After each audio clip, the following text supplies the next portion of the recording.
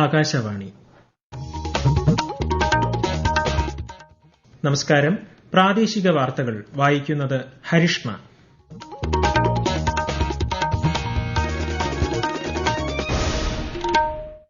പ്രധാന വാർത്തകൾ. പശ്ചിമേഷ്യൻ സംഘർഷം നയതന്ത്ര മാർഗങ്ങളിലൂടെ പരിഹരിക്കണമെന്ന് ആവർത്തിച്ച് വ്യക്തമാക്കി ഇന്ത്യ. ഗൾഫ് മേഖലയിൽ തൊഴിലെടുക്കുന്ന ഇന്ത്യക്കാരുടെ സുരക്ഷ അതിപ്രധാനമാണെന്നും വിദേശകാര്യ മന്ത്രാലയം. ടെഹ്റാനിലെ ഇന്ത്യൻ വിദ്യാർത്ഥികളെ നഗരത്തിന് പുറത്തുള്ള സുരക്ഷിത സ്ഥലങ്ങളിലേക്ക് മാറ്റിപ്പാർപ്പിച്ച് ഇന്ത്യൻ എംബസി. ഇറാനിലെ ഇന്ത്യൻ പൌരന്മാർ അതീവ ജാഗ്രത പാലിക്കണമെന്നും മുന്നറിയിപ്പ്. ആറ്റുകാലമ്മയ്ക്ക് പൊങ്കാല നിവേദ്യമർപ്പിച്ച് ഭക്തജനലക്ഷങ്ങൾ. പ്രാർത്ഥനാ സായുജ്യത്താൽ മനം നിറഞ്ഞ് അനന്തപുരി. കേന്ദ്ര പദ്ധതികൾ ഫലപ്രദമായി നടപ്പിലാക്കുന്നതിൽ കേരളം അയൽ തീരദേശ സംസ്ഥാനങ്ങളെക്കാൾ മുന്നിലെത്തിയതായി കേന്ദ്ര സഹമന്ത്രി ജോർജ് കുര്യൻ. സംസ്ഥാനത്ത് SSLC പരീക്ഷകൾ മറ്റന്നാൾ ആരംഭിക്കും. എല്ലാ ഒരുക്കങ്ങളും പൂർത്തിയായി. ICC 2020 ലോകകപ്പ് സെമി ഫൈനൽ മത്സരങ്ങൾക്ക് നാളെ തുടക്കം. ആദ്യ സെമിയിൽ ദക്ഷിണാഫ്രിക്ക ന്യൂസിലൻഡിനെ നേരിടും. വാർത്തകൾ വിശദമായി. പശ്ചിമേഷ്യൻ മേഖലയിലെ സംഘർഷം സംഭാഷണത്തിലൂടെയും നയതന്ത്ര മാർഗങ്ങളിലൂടെയും പരിഹരിക്കണമെന്ന് ആവർത്തിച്ച് വ്യക്തമാക്കി ഇന്ത്യ. സംഘർഷം എത്രയും വേഗം അവസാനിപ്പിക്കണമെന്നതാണ് ഇന്ത്യയുടെ നിലപാടെന്നും വിദേശകാര്യ വക്താവ് രൺധീർ ജയ്സ്വാൾ പറഞ്ഞു. 1 കോടിയിലധികം ഇന്ത്യക്കാർ ഗൾഫ് മേഖലയിൽ തൊഴിലെടുക്കുന്നുണ്ടെന്നും ഇവരുടെ സുരക്ഷ അതിപ്രധാനമാണെന്നും അദ്ദേഹം വ്യക്തമാക്കി. കപ്പലുകൾക്ക് നേരെയുള്ള ആക്രമണങ്ങളെയും ഇന്ത്യ അപലപിച്ചു. ടെഹ്റാനിലെ ഇന്ത്യൻ വിദ്യാർത്ഥികളെ നഗരത്തിന് പുറത്തുള്ള സുരക്ഷിത സ്ഥലങ്ങളിലേക്ക് മാറ്റിപ്പാർപ്പിച്ച് ഇറാനിലെ ഇന്ത്യൻ എംബസി. വർദ്ധിച്ച അപകട സാധ്യത കണക്കിലെടുത്താണ് നടപടി. ഇറാനിൽ ഇപ്പോഴും തുടരുന്ന മറ്റ് ഇന്ത്യൻ പൌരന്മാരോട് നിലവിലെ സ്ഥലങ്ങളിൽ തന്നെ തുടരാനും ജാഗ്രത പാലിക്കാനും എംബസി ആവശ്യപ്പെട്ടു. കഴിയുന്നതും വീടുകൾക്കുള്ളിൽ തന്നെ കഴിയണമെന്നും പ്രതിഷേധങ്ങൾ നടക്കുന്ന സ്ഥലങ്ങളിലേക്ക് പോകരുതെന്നും നിർദ്ദേശത്തിൽ പറയുന്നുണ്ട്. പശ്ചിമേഷ്യയിൽ സംഘർഷം അതിരൂക്ഷമായി തുടരുന്നു. ടെഹ്റാനിലും ബെയ്റൂട്ടിലും ഇസ്രായേൽ സേന നിലവിൽ ശക്തമായ ആക്രമണം നടത്തുന്നതായാണ് റിപ്പോർട്ടുകൾ. ഗൾഫ് രാജ്യങ്ങളിലെ US കേന്ദ്രങ്ങൾ ലക്ഷ്യമാക്കി ഇറാനും ആക്രമണം തുടരുകയാണ്. ബഹ്റൈനിലെ US വ്യോമതാവളത്തിന്റെ കമാൻഡ് കെട്ടിടം തകർത്തതായി ഇറാൻ മീഡിയ റിപ്പോർട്ട് ചെയ്തു. സൌദിയിലെ റിയാദിൽ US എംബസിക്ക് നേരെ ഇറാൻ ഡ്രോൺ ആക്രമണം നടത്തിയെങ്കിലും ചെറിയ തോതിലുള്ള നാശനഷ്ടമാണ് ഉണ്ടായത്. അതേസമയം ഇറാനിലെ നഥാൻസ് ആണവ കേന്ദ്രത്തിന് കേടുപാടുകൾ സംഭവിച്ചിട്ടുണ്ടെന്നും നിലവിൽ ആണവ വികിരണ ഭീഷണിയില്ലെന്നും അന്താരാഷ്ട്ര ആണവോർജ്ജ ഏജൻസി അറിയിച്ചു. പശ്ചിമേഷ്യൻ സംഘർഷങ്ങളിൽ 3 ഇന്ത്യൻ നാവികർ കൊല്ലപ്പെടുകയും ഒരാൾക്ക് പരിക്കേൽക്കുകയും ചെയ്തതായി ഡയറക്ടറേറ്റ് ജനറൽ ഓഫ് ഷിപ്പിംഗ് സ്ഥിരീകരിച്ചു. ഖത്തറിലുണ്ടായ ഷെൽ ആക്രമണത്തിൽ തൃശൂർ ചാവക്കാട് സ്വദേശിക്ക് പരിക്കേറ്റതായി നോർക്ക അറിയിച്ചു. പശ്ചിമേഷ്യൻ സംഘർഷത്തിന്റെ പശ്ചാത്തലത്തിൽ പ്രവാസികളുടെ സഹായത്തിനായി അടിയന്തര നടപടികൾ സ്വീകരിച്ച് നോർക്ക റൂട്ട്സ്. പ്രവാസി കേരളീയർക്കും കുടുംബാംഗങ്ങൾക്കുമായി 24 മണിക്കൂറും പ്രവർത്തിക്കുന്ന പ്രത്യേക നോർക്ക ഹെൽപ്പ് ലൈൻ പ്രവർത്തനം തുടരുന്നതായി നോർക്ക റൂട്ട്സ് CEO അജിത് കോളശ്ശേരി ആകാശവാണി വാർത്തകളോട് പറഞ്ഞു. പ്രവാസി കേരളീയർക്കും കുടുംബാംഗങ്ങൾക്കുമായി 24 മണിക്കൂറും പ്രവർത്തിക്കുന്ന പ്രത്യേക നോർക്ക ഹെൽപ്പ് ലൈൻ പ്രതിസന്ധി ഉടലെടുത്ത ആദ്യ മണിക്കൂറുകൾ തന്നെ സജ്ജീകരിച്ചു. ഹെൽപ്പ് ഡെസ്ക് നമ്പറുകളിൽ ഇതുവരെയായി 666 കോളുകളാണ് ലഭിച്ചത്. സഹായം ആവശ്യപ്പെട്ടവർക്ക് കേന്ദ്ര സർക്കാർ, വിദേശകാര്യ മന്ത്രാലയം, അതാത് രാജ്യങ്ങളിലെ ഇന്ത്യൻ മിഷനുകൾ, ലോക കേരള സഭാംഗങ്ങൾ, പ്രവാസി സംഘടനകൾ, പ്രമുഖ വ്യക്തികൾ, വളണ്ടിയർമാർ എന്നിവരുമായി ഏകോപിപ്പിച്ച് സഹായം ഉറപ്പുവരുത്തുന്നു. കൂടാതെ ന്യൂഡൽഹിയിലെ കേരള ഹൌസിൽ 24 മണിക്കൂറും പ്രവർത്തിക്കുന്ന കൺട്രോൾ റൂമും തുറന്നിട്ടുണ്ട്. മറ്റ് രാജ്യങ്ങളിൽ യാത്രാമധ്യേ ട്രാൻസിറ്റ് വിസയിലും ഗൾഫിലെ വിമാനത്താവളങ്ങളിലും ഹോട്ടലുകളിലും കുടുങ്ങിയവർ, ആക്രമണ ഭീതി കാരണം താമസസ്ഥലം മാറേണ്ടി വരുന്നവർ, രോഗികൾ, അടിയന്തരമായി കേരളത്തിലേക്ക് പുറത്തേക്കും സഞ്ചരിക്കേണ്ടവർ തുടങ്ങിയവരെയാണ് കൂടുതലായി നോർക്ക ഹെൽപ്പ് ഡെസ്കുമായി ബന്ധപ്പെടുന്നത്. പ്രവാസി മലയാളികളുടെ സുരക്ഷയും ആശങ്കകളും നേരിട്ടറിയാൻ മുഖ്യമന്ത്രി പിണറായി വിജയൻ വിളിച്ചു ചേർത്ത GCC രാജ്യങ്ങളിലെ ലോക കേരള സഭ പ്രതിനിധികളുടെ ഓൺലൈൻ യോഗം ഇന്ന്. ഗൾഫ് മലയാളികളുടെ നിലവിലെ ആവശ്യങ്ങൾ മനസ്സിലാക്കുന്നതിനും സർക്കാരിന്റെ പിന്തുണ ഉറപ്പാക്കുന്നതിനുമാണ് യോഗം ചേരുന്നത്. ആറ്റുകാലമ്മയ്ക്ക് പൊങ്കാല നിവേദ്യമർപ്പിച്ച് ഭക്തജനലക്ഷങ്ങൾ. പ്രാർത്ഥനാ സായുജ്യത്താൽ മനം നിറഞ്ഞ് അനന്തപുരി. വിശദാംശങ്ങളുമായി ആകാശവാണി തിരുവനന്തപുരം ജില്ലാ പ്രതിനിധി രജു കോലിയക്കോട്. രാവിലെ 9:15 ശുദ്ധപുണ്യാഹത്തോടെ ആരംഭിച്ച പൊങ്കാല ചടങ്ങുകൾക്ക് ശേഷം 9:45 പണ്ടാരടുപ്പിൽ തീ പകർന്നതോടെ തിരുവനന്തപുരം നഗരം യാഗശാലയായി മാറുകയായിരുന്നു.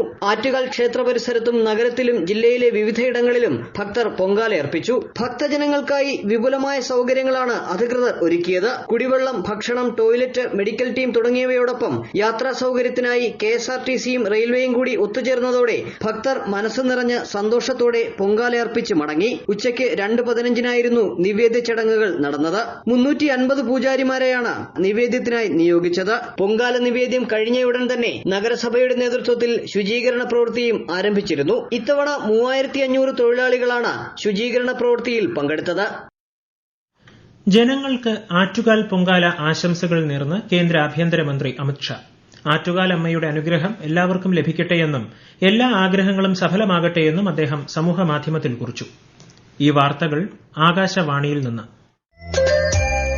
ആകാശവാണി വാർത്തകളും വാർത്താ അധിഷ്ഠിത പരിപാടികളും All India Radio news Thiruvananthapuram YouTube ചാനലിലും @All India Radio news Thiruvananthapuram Facebook പേജിലും AIR ന്യൂസ് തിരുവനന്തപുരം ഇൻസ്റ്റഗ്രാം അക്കൌണ്ടിലും @AIR ന്യൂസ് TVM X ഹാൻഡിലും ലഭ്യമാണ്. കേന്ദ്ര പദ്ധതികൾ ഫലപ്രദമായി നടപ്പിലാക്കുന്നതിൽ കേരളം അയൽ തീരദേശ സംസ്ഥാനങ്ങളെക്കാൾ മുന്നിലെത്തിയതായി കേന്ദ്ര സഹമന്ത്രി ജോർജ് കുര്യൻ. മത്സ്യബന്ധന അടിസ്ഥാന സൌകര്യ വികസന ഫണ്ടിനെക്കുറിച്ചുള്ള അവലോകന യോഗവും ശില്പശാലയും കൊച്ചിയിൽ അദ്ദേഹം ഉദ്ഘാടനം ചെയ്തു. ദേശീയ മത്സ്യബന്ധന വികസന ബോർഡിന്റെ പ്രാദേശിക കേന്ദ്രം തിരുവനന്തപുരത്ത് അനുവദിച്ചിട്ടുണ്ടെന്നും മന്ത്രി പറഞ്ഞു. ആമകൾ ഉൾപ്പെടാതെ മത്സ്യബന്ധനം നടത്തുന്നതിനുള്ള ഉപകരണങ്ങളുടെ വിതരണവും അദ്ദേഹം ചടങ്ങിൽ നിർവഹിച്ചു. സംസ്ഥാനത്ത് SSLC പരീക്ഷകൾ മറ്റന്നാൾ ആരംഭിക്കും. 3000-ഓളം കേന്ദ്രങ്ങളിലായി 4.25 ലക്ഷത്തോളം വിദ്യാർത്ഥികൾ പരീക്ഷ എഴുതും. Higher secondary, vocational higher secondary 1-ാം വർഷ പൊതുപരീക്ഷകൾ മറ്റന്നാളും 2-ാം വർഷ പരീക്ഷകൾ വെള്ളിയാഴ്ചയും ആരംഭിക്കും. ഗൾഫ് മേഖലയിൽ മറ്റന്നാളത്തെ SSLC പരീക്ഷയും മാർച്ച് 5, 6, 7 തീയതികളിലെ ഹയർ സെക്കൻഡറി പരീക്ഷയും മാറ്റിവച്ചിട്ടുണ്ട്. പുതുക്കിയ തീയതി പിന്നീട് പ്രഖ്യാപിക്കും. പശ്ചിമേഷ്യയിലെ അസാധാരണ സാഹചര്യം കണക്കിലെടുത്ത് മേഖലയിൽ ഈ മാസം 5, 6 തീയതികളിൽ നടത്താനിരുന്ന 10, 12 ക്ലാസുകളിലെ CBSE പരീക്ഷകൾ മാറ്റിവച്ചു. Bahrain, Iran, Kuwait, Oman, Qatar, Saudi Arabia, UAE എന്നീ രാജ്യങ്ങളിലെ നിലവിലെ സാഹചര്യം കണക്കിലെടുത്താണ് തീരുമാനമെന്ന് CBSE അറിയിച്ചു. മാറ്റിവെച്ച പരീക്ഷകൾ എന്ന് നടക്കുമെന്ന കാര്യം ബോർഡ് പിന്നീട് അറിയിക്കും. ഈ മാസം 7-ാം തീയതി മുതൽ നടക്കേണ്ട പരീക്ഷകളുടെ കാര്യത്തിൽ വരും ദിവസങ്ങളിൽ തീരുമാനമെടുക്കുമെന്നും ബോർഡ് അറിയിച്ചു. പശ്ചിമേഷ്യയിലെ സംഘർഷ സാഹചര്യം കണക്കിലെടുത്ത് രാജ്യത്ത് ഇന്ധന ലഭ്യത ഉറപ്പാക്കാൻ കർശന നടപടികളുമായി കേന്ദ്ര സർക്കാർ.